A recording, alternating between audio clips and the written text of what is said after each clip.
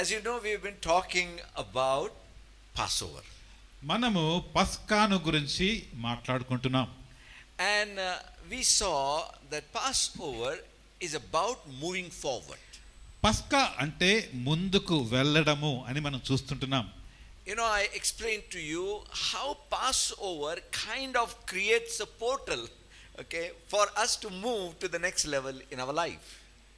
మీకు నేను చెప్పి ఉంటున్నాను, అదేంటంటే ఈ పస్కా అనేది రాబోయే ముందు కాలానికి మన జీవితంలో మనం వెళ్ళడానికి ఒక వెబ్సైట్ లాగా ఎలా పనిచేస్తుంది అని చెప్పి. You know, for example, when people of Israel were about to move from the Egyptian slavery to become kings, there was Passover. అక్కడ ఐగుప్తు నుంచి ఇజ్రాయేలీలు వాళ్ళు బానిసత్వంలో నుంచి స్వతంత్రులుగా కావడానికి, రాజులుగా కావడానికి ముందుకు వెళ్ళడం మనం చూస్తుంటున్నాం. అది పస్కా. That is associated with Passover. అది పస్కాతోని సంబంధం కలిగి ఉంది. When Ezra was bringing people of Israel from the Babylonian captivity back to Jerusalem, there was Passover. అక్కడ మనం చూసినట్లయితే ఎజ్రా బబులోనులో ఎవరైతే బానిసలుగా ఉంటున్నారో వాళ్ళను తీసుకొని యెరూషలేమునకు తిరిగి రావడము, దాన్ని అక్కడ పస్కా చేయడం, పండుగ చేసుకోవడం మనం చూస్తుంటున్నాం. అక్కడ కూడా విడిపింపబడ్డారు. We see Jesus, before creating a way for us into the kingdom of God and for eternal life, he became a Passover. He kept the Passover and became a Passover sacrifice. యేసు ప్రభుని మనం చూస్తుంటున్నాం. ఆయన మన కొరకు ఆయన పస్కా బలి పశువు అయి ఉంటున్నాడు. అది పస్కా బలి పశువు కాక ముందు ఆయన శిష్యులతో కలిసి పస్కా జరుపుకొని ఉంటున్నాడు. ఆ తర్వాత మనల్ని విమోచించి ఉంటున్నాడు. మనం బయటికి స్వతంత్రులుగా వచ్చి ఉంటున్నాం. See, one another interesting thing we saw. ఇక్కడ మనం ఇంకొక ముఖ్యమైన విషయం చూసాం. That Passover has been kept every year for thousands of years. వేల సంవత్సరాలుగా ఈ పస్కా పండుగను ఆచరిస్తూ ఉన్నారు. But there are certain occasions that keeping of Passover signifies the shift into the next level of life. కానీ కొన్ని స్థలములలో మనం చూసినట్లయితే అది ఇంకొక ఎత్తు, ఒక మెట్టు ఎక్కినట్లుగా పస్కా పండుగ జరుపుకున్న తరువాత మనం చూస్తుంటున్నాం. For example, ఉదాహరణకి for years together Passover was kept. ఎన్నో సంవత్సరాలుగా పస్కా పండుగ జరుపుకున్నారు. But there was a time when Babylonian captivity was about to end. God specifically reminds for keeping Passover. ఈ బబులోను, ఈ బానిసత్వం ఎప్పుడు ముగుస్తూ ఉందో దేవుడు తిరిగి ప్రజలను పస్కా పండుగ చేసుకునేటందుకు ఆయన ప్రోద్బలం చేసి ఉంటున్నాడు. The reason I am telling you this is, ఇది కారణం ఏంటంటే, one of the prophetic words that we have received is 2022 God is going to push us ahead into his plan. మనం ఈ 1922లో మనం గైకొన్న ప్రమాణము, వాగ్దానము దేవుని దగ్గర నుంచి ఏంటంటే మనల్ని బయటకు ఆయన ఇంకా ముందుకు ఆయన తోసి పంపించబోతుంటున్నాడు. And I told you one important thing. ఇంకొక ముఖ్యమైన విషయం చెప్పి ఉంటున్నాను. Our moving forward is connected with this Passover. ఈ పస్కాకు మనం ముందుకు వెళ్ళడం అనేది సంబంధించి ఉంది. My brothers and sisters, we are New Testament Christians. సహోదరి నూతన నిబంధన క్రైస్తవులుగా, now as New Testament believers, ఈ కొత్త నిబంధన విశ్వాసులముగా, we are not called to keep the Passover like the Jews are doing. యూదులు ఏ విధంగా పస్కాను ఆచరించారో ఆ విధంగా మనం ఆచరించాలని బైబిల్ చెప్పడం లేదు.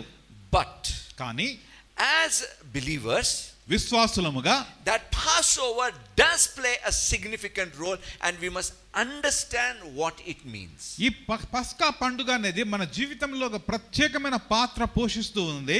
అది ఏంటి అని మనం అర్థం చేసుకోవాలి. And apply it accordingly in our life. మన జీవితాన్ని దాన్ని ఆపాదించుకోవాలి. As I began to study this Passover, ఈ యొక్క పస్కా పండుగను గురించి నేను ఆలోచిస్తూ ఉన్నప్పుడు it began to impact my life and help me to understand God's plan.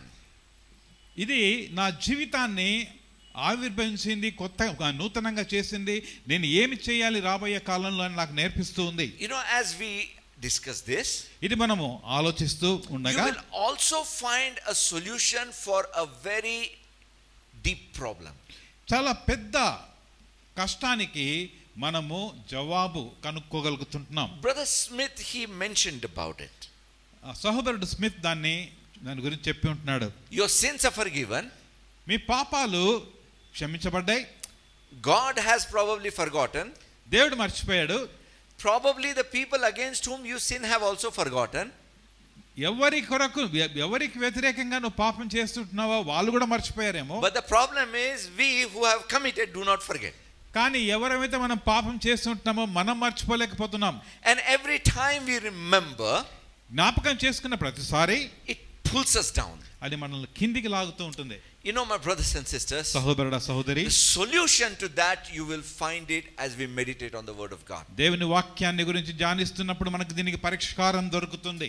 I thought that I will finish the whole thing in one message today. ఈరోజు ఈ వర్తమానంతోనే నేను ముగించబోతున్నాను అని అనుకున్నాను. But I don't think I will do that. కానీ ఆ విధంగా చేయకూడదని నిర్ణయించుకున్నాను. I mean, we can continue next week also, right? వచ్చే వారం కూడా దీని గురించి మాట్లాడొచ్చు కదండి. You know, the thing is there are many topics still pending to discuss. ఇంకా ఎన్నో కొత్త విషయాలు ఉన్నాయి, అవి కూడా చెప్పాలి అని అనుకుంటున్నాను నేను. Today, if I had not to speak on Passover, నీ ఈ రోజు పస్కాన్ గురించి మాట్లాడకపోతే do you know what I would have spoken? నేనేం మాట్లాడేవాడిని తెలుసా? You know, trust is one thing, and another important thing that is really rising up in my mind is about how to become a man or a woman of few words. నమ్మకము, నేను చెప్పినట్టుగా నమ్మకము అనేది ఒక subject అండి. అది కాకుండా ఏ విధంగా మనం తక్కువ మాటలు మాట్లాడుతూ ఉండగలుగుతాము అనేది. It's not about, you know, you don't tell things, నువ్వు చెప్పకూడదు అని కాదు, but how you can speak to the point, no extra words. ఎక్కువ మాటలతో మాట్లాడకుండా ఉన్నది ఉన్నట్టుగా కొన్ని మాటలతోని ఎలా తెలపాలి. And I believe that Bible shows us a way to do that. నేను నమ్ముతున్నాను బైబిల్ మనకు ఒక మార్గం చూపిస్తుంది దాని కొరకు. I'll tell you the background of that is, దాని గురించి దాని వెనక ఉన్న విషయాలు చెప్తాను. when I met my wife for the first time, I mean, we are not yet married. మేము ఇంకా పెళ్లి కాకముందు నా భార్యను మొట్టమొదటిసారిగా కలిశాను. I asked her, what are your hobbies? నీ యొక్క హాబీలు ఏంటి అని అడిగాను. She told me a list of them. పెద్ద లిస్ట్ ఇచ్చింది. Then she asked me, what are your hobbies? నీ హాబీస్ ఏంటి అని అడిగింది. I said, talking.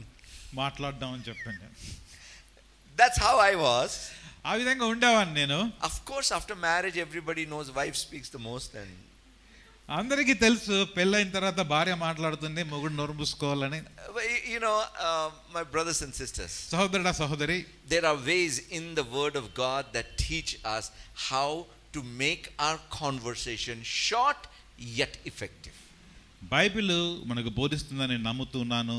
కొన్ని మాటల్లో మనం ఏ విధంగా మాట్లాడగలుగుతాము. We'll keep that topic pending. అది మనం pending పెడదామండి. Okay, let's go to the Passover. ఇప్పుడు పస్కా పండుగ గురించి మాట్లాడుకుందాం. Now, Hebrews would call that Passover as Pesach or Pesach. హిబ్రీలు ఈ పస్కా పండుగను పెషక్ అని కానీ పెషా అని కానీ అంటారు. And that was, celebrated in commemoration or remembrance of people of Israel passing, crossing over from Egypt. అది ఆ పండుగ ఎందుకు చేసుకుంటారంటే ఐగుప్తులో నుంచి ఇజ్రాయేలీలు ఏ విధంగా బయటకు వచ్చినారు అనే ఆ సంతోషాన్ని బట్టి ఆ పండుగ చేసుకుంటూ ఉన్నారు. And God told them to celebrate this every year to remember what happened over there. దేవుడు ఈ పండుగను ప్రతి సంవత్సరము మీరు ఏ విధంగా ఐగుప్తుల నుంచి బయటకు వచ్చినారో దాన్ని జ్ఞాపకం ఉంచుకునేటందుకని చెయ్యండి అని చెప్పాడు. You know, my brothers and sisters, సహోదరుడా సహోదరి, there is much to learn from the way Jews keep Passover. యూదులు ఏ విధంగా పస్కా పండుగను జరుపుకుంటున్నారో దాని నుంచి ఎంతో నేర్చుకోవచ్చు. But as I began to meditate, నేను ధ్యానిస్తూ ఉండగా I realized we don't need to know all those things. అవన్నీ అవసరం లేదు అనిపించింది నాకు. Let us see just few points, కొన్ని విషయాలు మాత్రం చూద్దాం, very important points, చాలా ముఖ్యమైనవి, and move ahead to understand the practical application of it in our life. మనం ముందుకు కదులుదాం. ఏ విధంగానంటే ఈ పస్కా పండుగ ద్వారా మనము మన భౌతికంగా ఏ విధంగా పాటించి మన జీవితంలో వాటిని ఆపాదించుకోగలుగుతాం అనేది చూద్దాం. You know, people, this is kept in the month of Nisan, Jewish month of Nisan. Nissa అనే నెలలో ఇది It మొదలవుతుంది. comes somewhere between March and April. అది మార్చ్ ఏప్రిల్ మధ్యలో వస్తుంది. 15th day of the month it is kept. 15వ దినాన అది జరుగుతుంది. And now it is associated with a very special meal. అది ఒక ప్రత్యేకమైన ఒక భోజనముతో అది కూడుకొని ఉంది. And you know, Passover has actually two parts. ఈ పస్కాకు రెండు భాగాలు ఉన్నాయి. It's in, we will go back to the book of Exodus to learn about that. మనం నిర్గమకాండానికి వెళ్దామండి. First part is మొట్టమొదటిది ఏంటంటే where the blood is applied on the doorpost and lintels after the sacrifice. అక్కడ ద్వార బంధాల పైన తర్వాత ద్వారాల పైన రక్తం చల్లడం మనం అక్కడ And చూస్తుంటాం. the second very important part is రెండవది ఏంటంటే eating that Passover meal. ఆ యొక్క పస్కా భోజనాన్ని భుజించడం. My brothers and sisters, సహోదరుడా సహోదరి, you see, we'll talk about both parts. మనం రెండింటి గురించి మాట్లాడదాము. Both parts are extremely important. రెండు కూడా చాలా ముఖ్యమైనవి.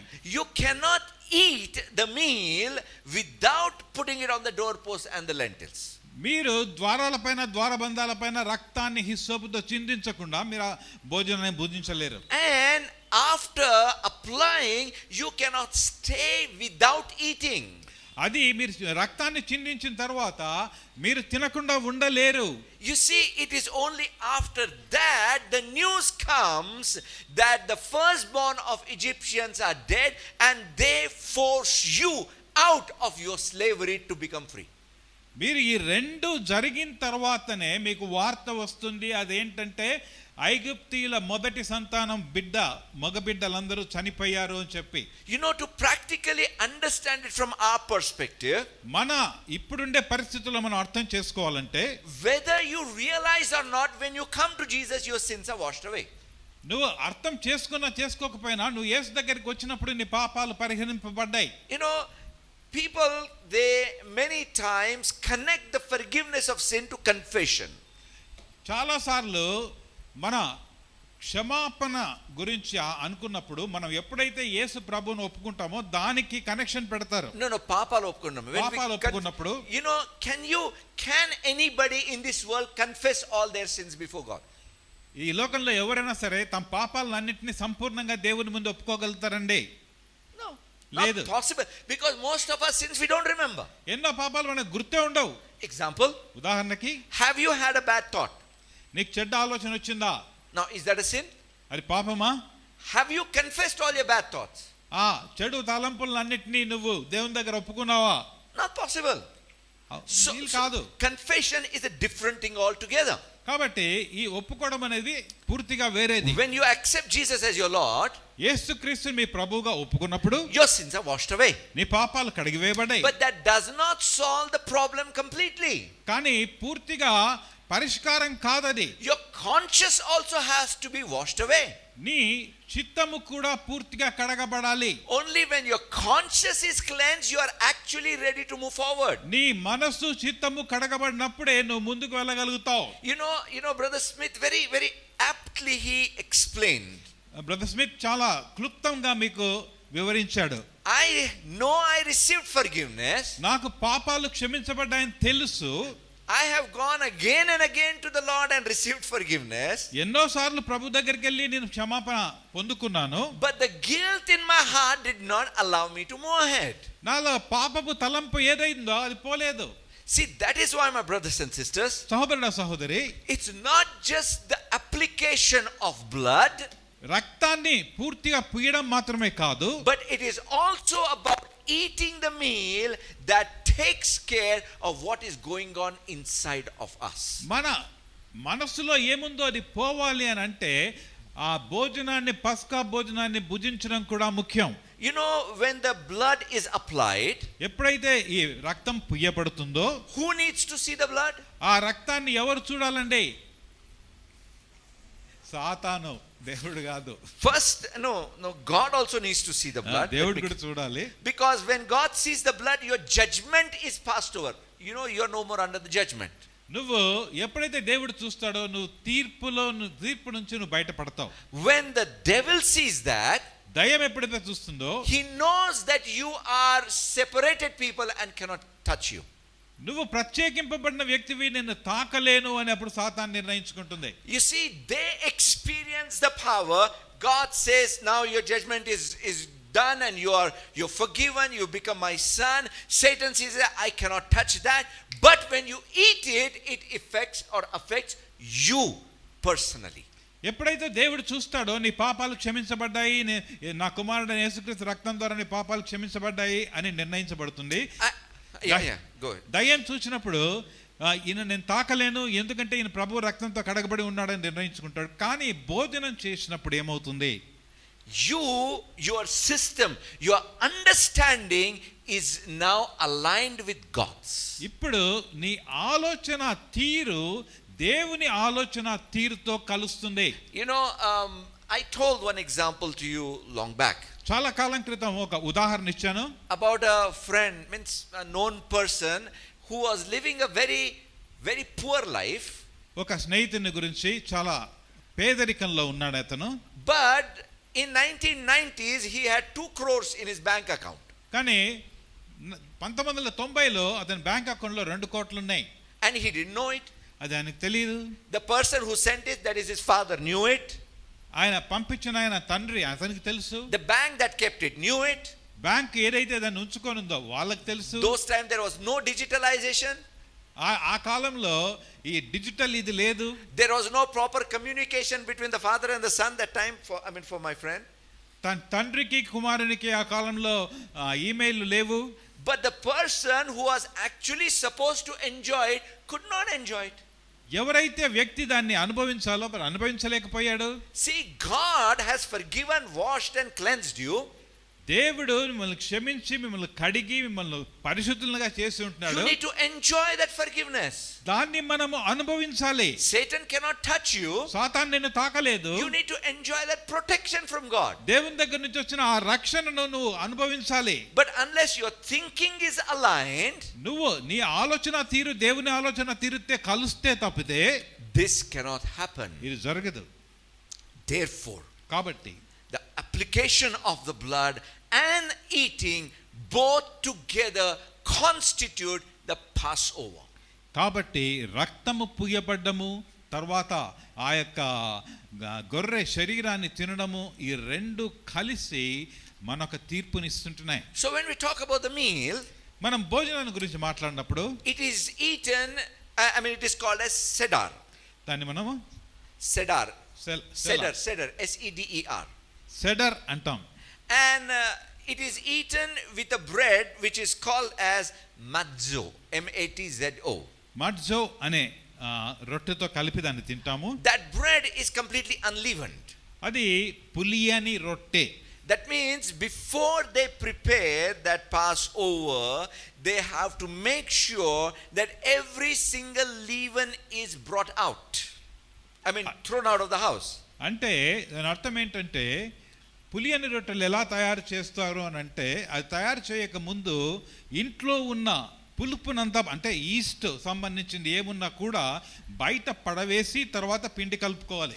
In 1 Corinthians 5:7 Paul talks about it. మొదటి కొరింథీయులకు 5:7లో పౌలు మాట్లాడతాడు. He says, therefore purge out the old leaven, that you may be a new lump, since you truly are unleavened. For indeed our Passover, Christ our Passover was sacrificed for us. పౌలు ఏమంటాడంటే కాబట్టి మీరు మీ ఇంట్లో ఉన్న పులిసిందంతా కూడా బయట పడవేసి మీరు పిండిని కలపండి. ఆ కలిపినప్పుడు అప్పుడు మన పస్కా బలి పశువుగా ఉన్న యేసును మనం భుజించగలుగుతాం అంటాడు. So what that signifies is the leaven, old thing that can create a problem is cleansed. ఏదైతే ఈ పులిసింది ఉందో పాత విషయాలు ఉన్నాయో అవన్నీ కూడా పక్కకు జరిగినప్పుడు అది శుద్ధీకరింపబడుతుంది. It is also eaten with the sacrificial lamb that was the lamb that was sacrificed. అది ఏదైతే గొర్రె చంపబడిందో దానితో కలిపి మనము తింటున్నాము. It is also eaten with some bitter herbs. కొన్నిసార్లు చేదు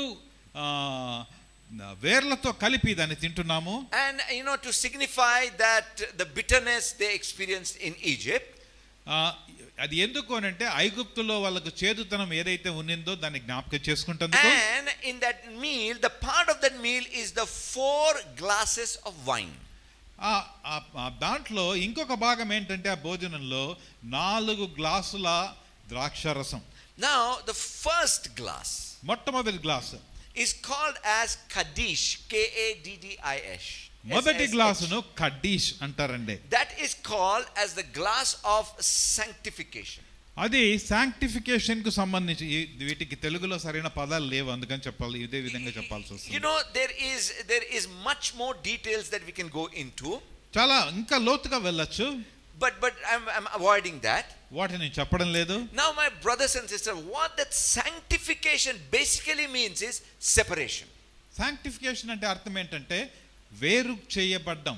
Example. ఉదాహరణకి people of Israel were in the land of Egypt. ఐగుప్తులో ఈ యొక్క ఇజ్రాయేలీలు ఉన్నారు. There were 10 plagues upon Egypt. 10 తెగుళ్ళు వచ్చాయి. For example, there was a plague of blood. అక్కడ రక్తం వచ్చింది. The water became blood. మొత్తం నీళ్ళన్నీ కూడా రక్తమయం Whole అయిపోయి Egypt was suffering. అక్కడ ఐగుప్తు అంతా కూడా శ్రమ పడుతుంది. But there was a small piece of land called Goshen. It was not affected at all. అక్కడ గోషెన్ అనే ఒక స్థలం ఉంది, దాంట్లో ఏమీ కాలేదు. That means right there, being in Egypt, they were separated. Goshen అంటే అది ఐగుప్తులోనే ఉంది కానీ అది ప్రత్యేకించబడిన స్థలం. Darkness in the land of Egypt. ఐగుప్తులో చీకటి. But in that land which was a part of Egypt, it was separated being in Egypt. ఐగుప్తులో ఉండి కూడా ప్రత్యేకించబడిన గోషెన్ అనే స్థలంలో అక్కడ చీకటి లేదు. Sanctification is a powerful thing in our life. ప్రత్యేకించబడడం అనేది మన జీవితంలో చాలా గొప్ప విషయం. That means దాని అర్థం ఏంటంటే being right in the midst of the crisis, we are untouched by it. మనము ఎంతో క్లిష్టమైన పరిస్థితి చుట్టుపక్కల జరుగుతున్నా కూడా మనకేమీ కావడం లేదు.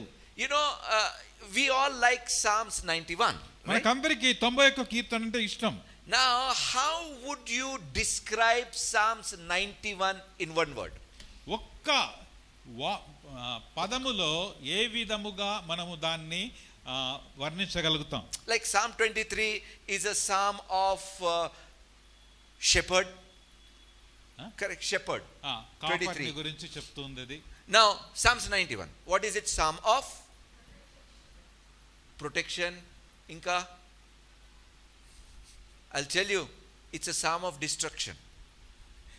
నాశనకరం అయిన. How much of destruction is there? 91 కీర్తనలో ఎంత నాశనం ఉందండి. There is plague. అక్కడ వ్యాధి ఉంది. There are arrows. అక్కడ బాణాలు ఉన్నాయి. There are darkness. చీకటి ఉంది. There is fowler snare. అక్కడ శత్రువు యొక్క వల ఉంది. There is falling from the mountain. అక్కడ పర్వతం నుంచి కింద పడడం ఉంది. There are dead bodies. అక్కడ చనిపోయిన శవాలు ఉన్నాయి. ఉన్నాయి కదా. See, can you imagine this one word, there it says 1,000 will fall on your one side and 10,000 on the other side. 1000 మంది కుడి వైపున 10,000 మంది ఎడమ వైపున రాయబడింది. Where are you standing? మీరు ఎక్కడ ఉన్నారండి? 11,000 మంది in the midst of 11,000 dead bodies. 11,000 శవాల మధ్యలో మనం ఉన్నాం. Yes, అవునా? you see, but nothing happens to you. అని మనకేం కాదు. I remember when in my hostel, నీ హాస్టల్లో ఉన్నప్పుడు we were actually 4 friends staying in one place. మేము ఒక స్థలంలో 4 ఫ్రెండ్స్ ఉన్నాము. And there were some more additions in those days, that student life, all the additions will always be there. Some more people coming and staying. అప్పుడు student life అంటే విద్యార్థిగా హాస్టల్లో ఉండడం అంటే జీవితమే వేరే అండి. 7-8 people were there. 7-8 మంది ఉంటారు. All of them, I don't know from where it came, were badly infested with lice. అది ఎక్కడి నుంచి వచ్చిందో ఎవరు తీసుకొని వచ్చినారో కానీ రూమ్ అంతా కూడా పేలతో నిండిపోయింది. Except me. నా వద్ద తప్పితే. That's what I realized, sanctification. ప్రత్యేకింపబడ్డం అంటే అది అని అప్పుడు నాకు తెలిసింది. The judgment comes upon the world, లోకం పైన తీర్పు వస్తుంది. but because you are sanctified, being in the world, you are as if not of the world. It doesn't touch you. మనం ప్రత్యేకించబడిన వాళ్ళం కాబట్టి నిన్ను అది తాకదు, ఎందుకంటే మనం ఈ లోకానికి చెందిన వాళ్ళం కాదు. God loves everybody, దేవుడు అందరిని ప్రేమిస్తున్నాడు. but his treatment towards Israel was completely different. కానీ అతడు ఇజ్రాయేలును మాత్రము వేరేగా చూసి ఉంటున్నాడు. You know, the reason is the covenant with Abraham. ఎందుకంటే అబ్రహాముతో దేవునికున్న నిబంధన. So what did that do? అదేం చేసింది? Made them separate people. ప్రత్యేకించబడిన జనాంగంగా వాళ్ళని చేసింది. You know, let me tell you this in a simple words. సులువైన మాటల్లో చెప్పనివ్వండి. Sanctified means you by yourself become a holy ground. ప్రత్యేకించబడినప్పుడు మనం ఏమవుతుంటున్నామంటే మనము పరిశుద్ధమైన స్థలంగా మారుతున్నాం. It's not that you need to go to a holy ground. నువ్వు పరిశుద్ధమైన భూమికి స్థలానికి వెళ్ళాల్సిన అవసరం లేదు. You yourself are a holy ground. నువ్వే ఒక పరిశుద్ధమైన స్థలంగా ఉంటున్నావు. It's like Goshen in the midst of Egypt. ఐగుప్తు మధ్యలో గోషెన్ ఏ విధంగా ఉందో, or it is like standing in the midst of 11,000 dead bodies. లేదా 11,000 మృత శరీరాల మధ్యలో మనం ఉండడం. You are sanctified. నువ్వు ప్రత్యేకింపబడ్డావు. So that's the cup of sanctification. అది ఈ ప్రత్యేకింపబడిన ఒక కప్ అండి, గిన్నె. The second cup, రెండవ గిన్నె ఏంటంటే it's called as a cup of celebration. రెండవది సంబరాలు జరుపుకునే గిన్నె. About what God has done. మన జీవితంలో దేవుడు ఏం చేశాడో. See, you realize that you are separated, నువ్వు ప్రత్యేకింపబడ్డావు, and then you celebrate all that God has done in your life. దేవుడు నీ జీవితంలో ఏం చేశాడో దాని గురించి ఒక పండుగ, ఒక సంబరం జరుపుకుంటున్నావు. Then there is a third cup over there. అక్కడ మూడవ గిన్నె ఉంది. The reason I am talking about these cups because it plays a very important role in our life as Christians. క్రైస్తవులుగా మన జీవితంలో ఈ గిన్నె ఎంతో ముఖ్యమైన పాత్ర నిర్వహిస్తూ ఉంది. And the third cup is called as a cup of redemption. మూడవది అది ఏం మాట్లాడుతుందంటే మనలను బయట పడవేయడం, లేకపోతే No, redemption means actually price laga, konabadadam laga. Redemption యాక్చువల్గా విమోచన. Yeah. విమోచన, right. You know, that reminds us of the price that is paid. అది మీ కొరకు చెల్లింపబడిన వెల గురించి చెప్తుంది. Now the price that was paid for the redemption of Israel there was that Passover lamb. అక్కడ ఏమి వెల చెల్లించబడింది అక్కడ ఐగుప్తులో నుంచి ఇజ్రాయెల్ను తప్పించటందుకు అని అంటే అది ఈ పస్కా బలిపశువు వలన వచ్చిన విమోచన. It is also called as a cup of salvation. అది మనం అంటున్న గిన్నె, ఈ రక్షణ గిన్నె అంటున్నాం. Now when Jesus took part in the Passover, యేసు ప్రభు ఈ యొక్క పస్కాలో పాలు పొందుకున్నప్పుడు he took that cup and drank from that cup and gave it to the people. ఆయన ఆ గిన్నెలో నుంచి తాగి మిగతా శిష్యులకు ఇచ్చి ఉంటున్నాడు. And then there is the fourth cup. అక్కడ నాలుగో కప్పు ఉంది. So when they drink the fourth cup, నాలుగో cup, what they're telling is next year in Jerusalem, once again Passover. ఈ నాలుగో గిన్నె ఏం చెప్తుందంటే వచ్చే సంవత్సరము యెరూషలేములో. You know, Jesus said, I will not take part in this cup again till I come back. యేసు ప్రభు ఏమి చెప్పాడంటే నేను తిరిగి మళ్ళీ వచ్చినంత వరకు ఈ గిన్నెలో పాలు పుచ్చుకోను అని That చెప్పాడు. means it is talking about the future. ఆయన రాబోయే కాలం గురించి మాట్లాడుతున్నాడు. See, sanctified, ఆయన ప్రత్యేకింపబడ్డాడు, then you are celebrate. అక్కడ పండగ చేసుకున్నారు. Salvation, when you actually are coming out now. నువ్వు బయటకు వచ్చినప్పుడు నీకు రక్షణ దొరుకుతుంది. And then the fourth cup is about your future. ఈ నాలుగో గిన్నె ఏంటంటే నీ యొక్క భవిష్యత్తు. You know, my brothers and sisters, సహోదర సహోదరి, when we take part in the Passover meal, ఎప్పుడైతే మనం పాస్ఓవర్ భుజిస్తామో we are talking about not just what God has done for us, what God is doing for us, we are also remembering what God is going to do for us. మనం పస్కా పండుగ జరుపుకునేటప్పుడు మనం ఏం జ్ఞాపకం చేసుకుంటున్నామంటే ఒట్టి ఏం చేశాడు దేవుడు, ఏం చేస్తున్నాడనే కాకుండా భవిష్యత్తులో ఏమి చేయబోతున్నాడనే విషయాన్ని గురించి కూడా మనం పస్కాను జరుపుకుంటున్నాం. Hallelujah. Hallelujah. You see, what was God's desire for us?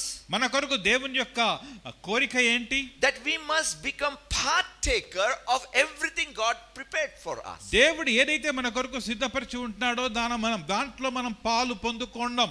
See, God prepared the Garden of Eden. ఏదైనా వనాన్ని దేవుడు నిర్మించి ఉంటున్నాడు. Expected man not just to take care of it, rule it, but enjoy it. మనుషుడు వట్టి దాన్ని చూసుకోవడం ఒక్కటే కాదు, దాంట్లో ఉన్న ఫలాలు తిని అనుభవించమని సంతోషించమని.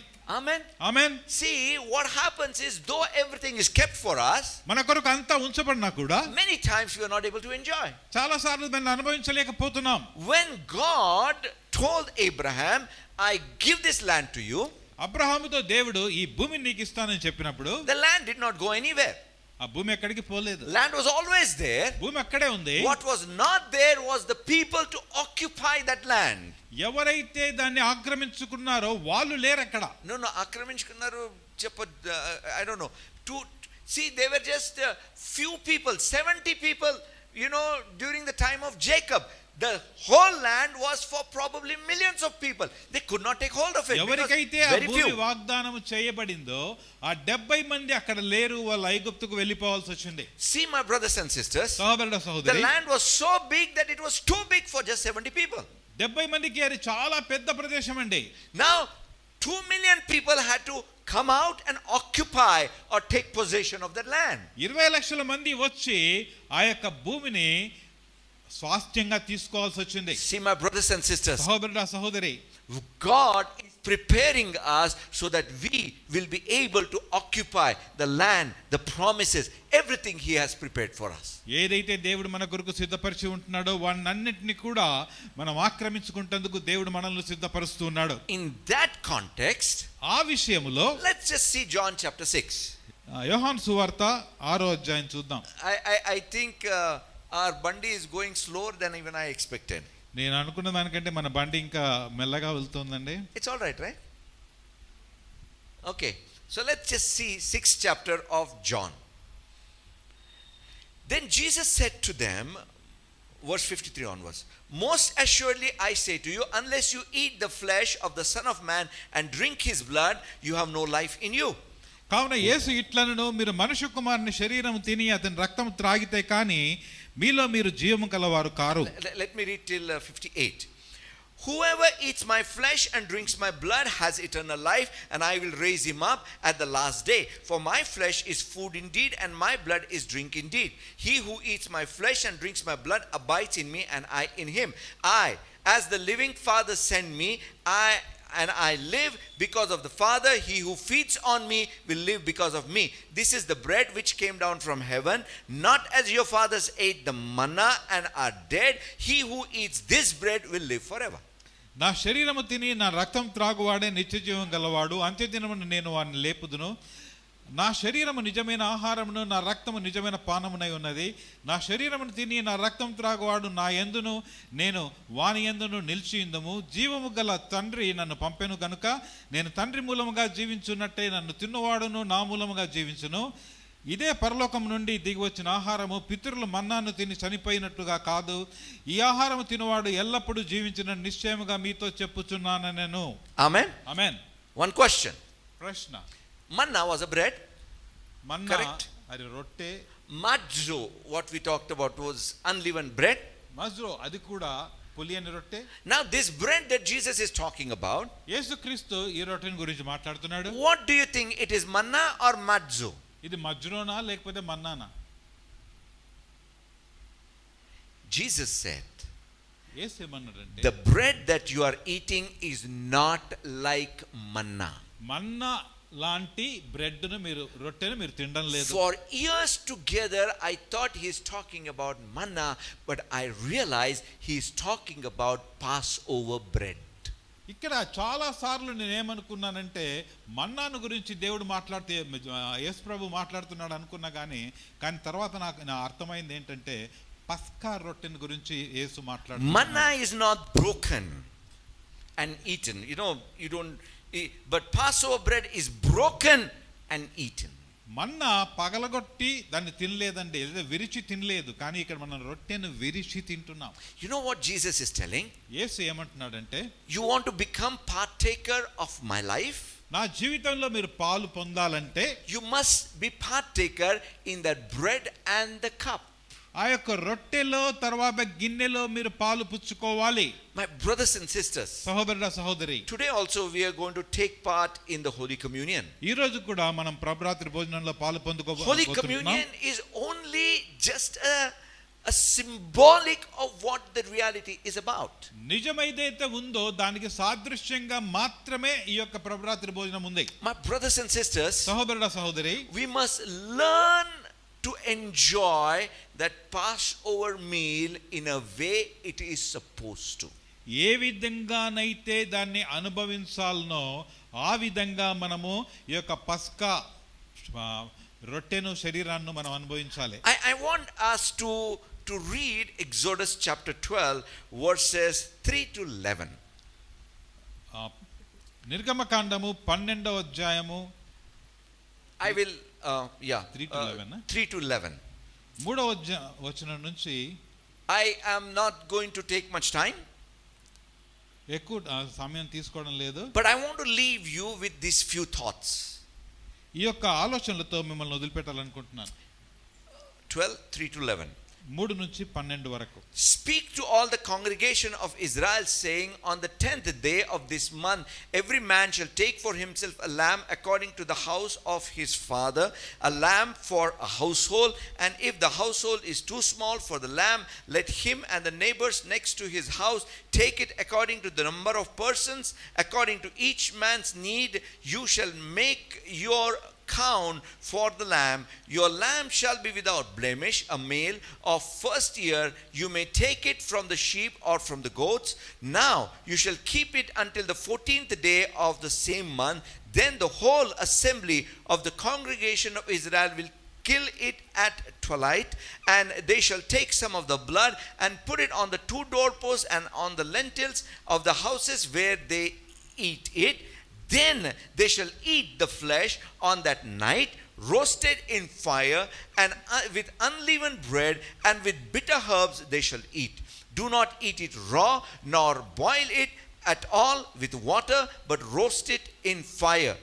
Its head with its legs and its entrail you shall not let none of it remain until morning, and what remains of it until morning you shall burn with fire, and thus you shall eat it with the belt on your waist, your sandals on your feet, and your staff in your hand. So you shall eat it in haste. It is the Lord's Passover. I think too long, no? To read in Telugu. Okay, అర్థమైంది కదా అందరికీ? Okay. Now, see, we all go dressed for some special dinners, right? మనం వేరే డిన్నర్లకు వెళ్ళేటప్పుడు మనం ప్రత్యేకంగా You have to ధరించుకుంటాం. hold it. ప్రత్యేకంగా ధరించుకుంటాం. Now there is a dress code for Passover. ఈ పాస్ఓవర్ కూడా ఒక డ్రెస్ కోడ్ ఉందండి. The dress code is ready to get out, ready to leave. అది ఏంటంటే త్వరగా తినేసి బయటపడ్డాం.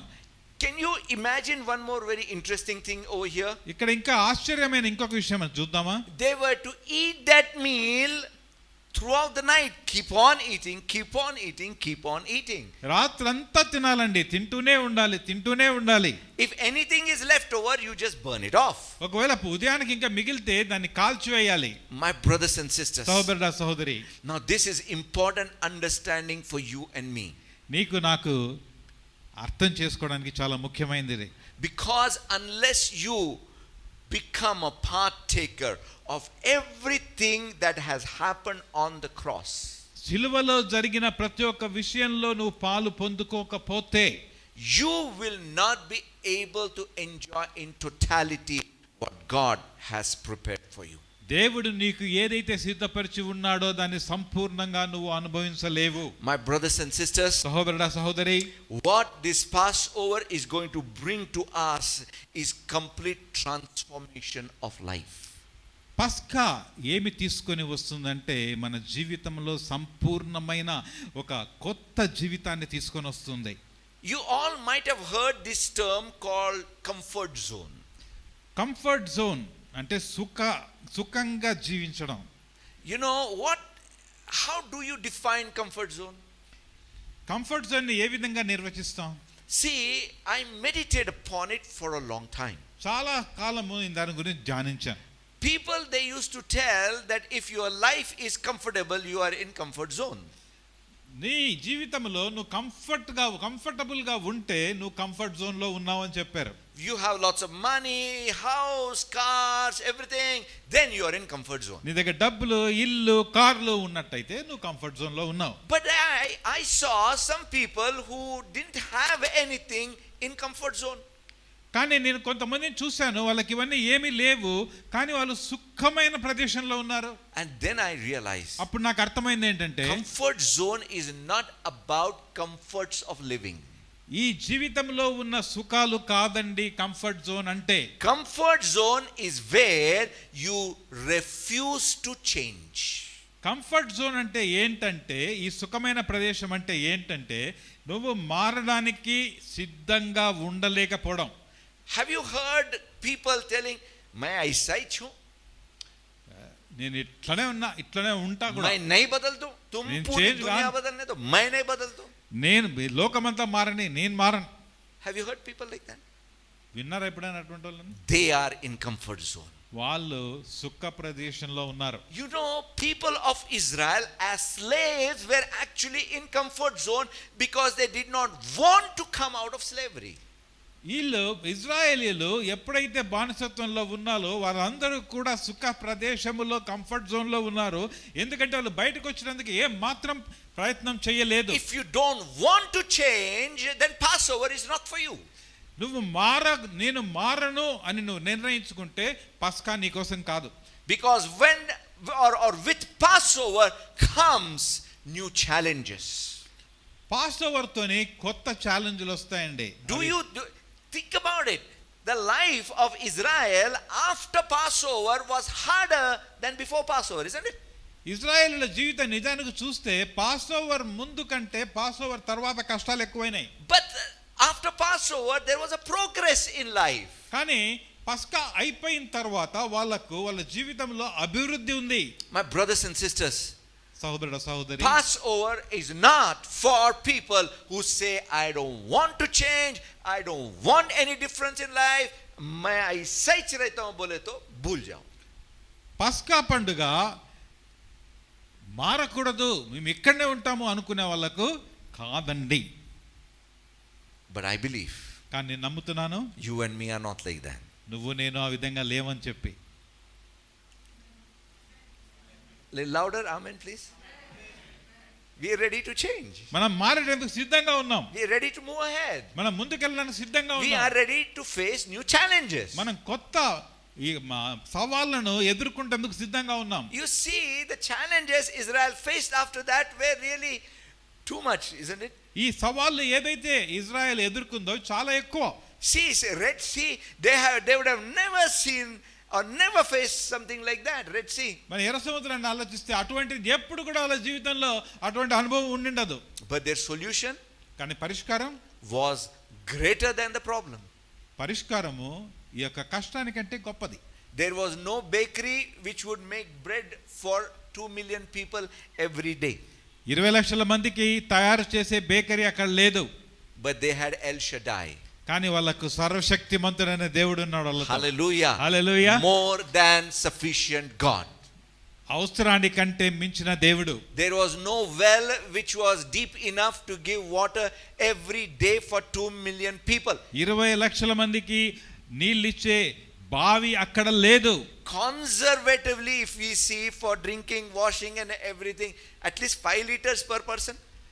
ఎంత తక్కువ అనుకున్నా కూడా ఒక్కొక్క మనిషికి 5 లీటర్ల నీళ్ళన్నా కావాలి కదండి.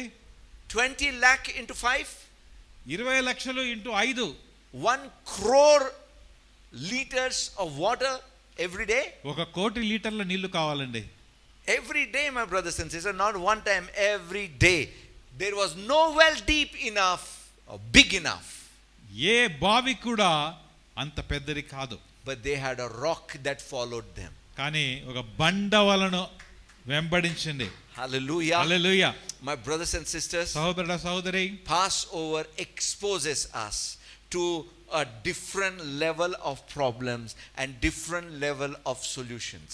ఈ యొక్క పస్కా అనేది మనకు కష్టాలు కలిగిస్తుంది, వాటికి పరిష్కారము ఇస్తుంది. A different level altogether. అది వేరే ఇంకా మనం అనుకొని ఊహించిన దానికంటే ఇంకా అధికంగా ఉంటుంది. Hallelujah. Hallelujah. My brothers and sisters, సహోదరుడ సహోదరి, are you ready for that? సిద్ధంగా ఉన్నారా దాని కొరకు? Amen. Amen, Amen. Amen. You better be ready. సిద్ధంగా ఉండాలి. और नहीं तो वहां पे इजिप्ट में रह के सड़ जाते भाई. అరే అక్కడ ఐగుప్తులో ఉండి చచ్చిపోతారా? Correct, huh? అవునా? We don't want to get rotten where we are. మనం ఉన్న చోటనే కృషించిపోవడం మంచిది కాదు. We are ready to change. మనం మారడానికి సిద్ధంగా ఉన్నాం. We are ready to see the changed situation, changed environment. పరిస్థితులు పూర్తిగా మారడం మనం చూడాలనుకుంటున్నాం. Hallelujah. హల్లెలూయా.